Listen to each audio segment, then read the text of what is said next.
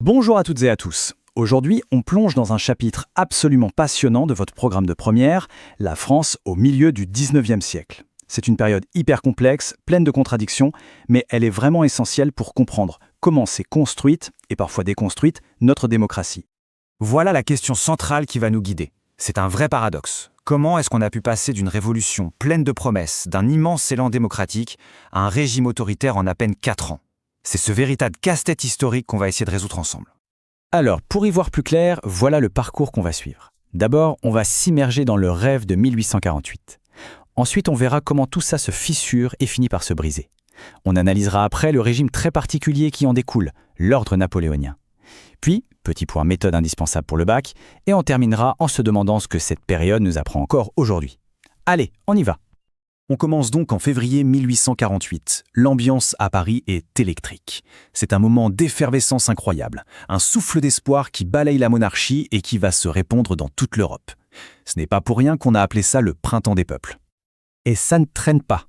Imaginez un peu le rythme. La République est proclamée et dans la foulée, le gouvernement provisoire prend des mesures spectaculaires.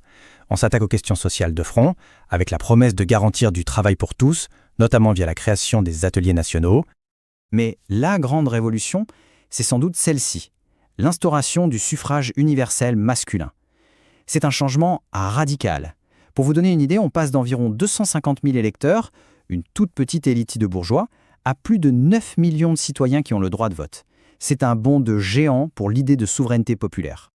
Et puis, il y a cette autre mesure, ô combien symbolique, l'abolition définitive de l'esclavage, portée par un homme, Victor Schœlcher. Regardez bien la citation. Ce n'est pas juste une loi technique. Pour les républicains de 48, c'est l'application directe et logique de la devise « liberté, égalité, fraternité ». L'un ne va pas sans l'autre. Bon, ce tableau presque idyllique, vous vous en doutez, ne va pas durer. Cette belle unité des premiers jours, c'était un peu une illusion. Très vite, des fractures profondes vont apparaître et faire voler en éclats le rêve républicain. C'est ce qu'on va voir maintenant. En réalité, la République est un champ de bataille idéologique. Vous avez d'un côté les républicains modérés, qui veulent des libertés politiques, mais qui ont surtout peur du désordre. De l'autre, les socialistes, qui eux veulent une vraie révolution sociale. Et face à eux, le Parti de l'Ordre, un bloc de conservateurs qui ne rêvent que d'une chose, un retour au calme, et vite. Le compromis va être impossible. Et la rupture, la vraie, elle éclate en juin 1848. Le gouvernement décide de fermer les ateliers nationaux, et là, c'est l'étincelle qui met le feu aux poudres. Les ouvriers de Paris se soulèvent. La réponse du pouvoir est d'une violence inouïe. La répression, menée par le général Cavaignac, est un véritable bain de sang. C'est la fin du rêve d'une république sociale et une cicatrice qui va marquer la gauche française pour des décennies. C'est dans ce climat de peur, de division, qu'un homme va rafler la mise. Louis-Napoléon Bonaparte, le neveu de Napoléon Ier. Il est élu président avec un score écrasant, plus de 74%. Son secret, il a su rassurer tout le monde. Les paysans qui avaient peur des partageurs, la bourgeoisie qui voulait de l'ordre, et bien sûr tous les nostalgiques de la grandeur de l'Empire. Une fois au pouvoir, il va dérouler son plan de manière méthodique, presque chirurgicale. D'abord, il s'allie avec les conservateurs pour faire passer des lois qui limitent les libertés. Ensuite, le coup de grâce, le 2 décembre 1851, une date très symbolique, il fait un coup d'État. 1 an plus tard, jour pour jour, il se fait proclamer empereur. La République est morte. Alors attention, on pourrait être tenté de se dire « bon, c'est une dictature, point final ». Mais ce serait un peu trop simple. Le Second Empire est un régime bien plus original et complexe que ça. Les historiens l'ont appelé le césarisme démocratique. Alors, le césarisme démocratique, qu'est-ce que c'est? C'est un cocktail assez particulier. L'idée, c'est de concentrer tout le pouvoir entre les mains d'un seul homme, l'empereur, mais en même temps de lui donner une légitimité populaire en demandant régulièrement l'avis du peuple via des plébiscites.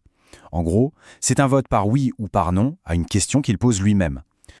Concrètement, comment ça fonctionne? Eh bien, le régime utilise une boîte à outils bien remplie. D'un côté, la manière forte, la répression des opposants, la censure de la presse. De l'autre, des méthodes plus subtiles, une propagande très efficace, des candidats officiels soutenus par le pouvoir aux élections, et bien sûr, l'arme absolue, le plébiscite, qui donne l'illusion d'une démocratie directe. Bon, maintenant qu'on a bien compris le contexte historique, faisons une petite pause méthode. C'est une compétence essentielle pour le bac, l'étude critique de documents.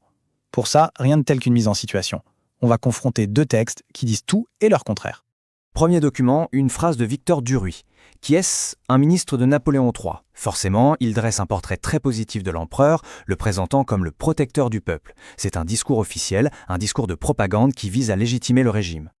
Et maintenant, changement radical d'ambiance. On a Victor Hugo. Lui, c'est l'ennemi juré de Napoléon III, qu'il surnomme Napoléon le Petit. Il est en exil, ses mots sont des armes. Étrangleur, tyran pygmée.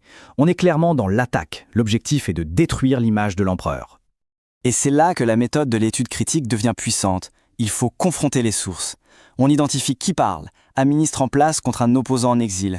On analyse leur intention, justifier le pouvoir contre le démolir. C'est ce travail de mise en perspective qui vous est demandé au bac pour ne pas être dupe et pour comprendre la complexité des situations.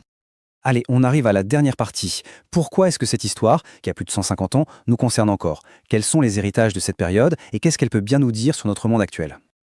La fin de l'histoire est assez ironique. Alors qu'un plébiscite triomphal en mai 1870 semble avoir consolidé l'Empire pour de bon, c'est une défaite militaire contre la Prusse qui le fait s'effondrer comme un château de cartes quelques mois plus tard. Le régime ne tombe pas à cause d'une révolution, mais d'une guerre perdue. C'est sur ces ruines que va naître la Troisième République. Pour vous aider à bien mémoriser tout ça, voici la petite fiche de révision indispensable. Notez bien les dates clés, les concepts comme le césarisme démocratique, les acteurs majeurs, et surtout attention aux pièges classiques au bac. Le suffrage de 1848 est qualifié d'universel, mais il est exclusivement masculin. C'est un détail qui a toute son importance. En conclusion, cette expérience de la Seconde République nous laisse avec une question fondamentale et un peu troublante. Un pouvoir autoritaire peut-il naître des urnes? L'histoire de Louis-Napoléon Bonaparte nous montre que oui. C'est une leçon qui nous rappelle que la démocratie est fragile, qu'elle n'est jamais définitivement acquise, mais qu'elle est un combat de tous les jours.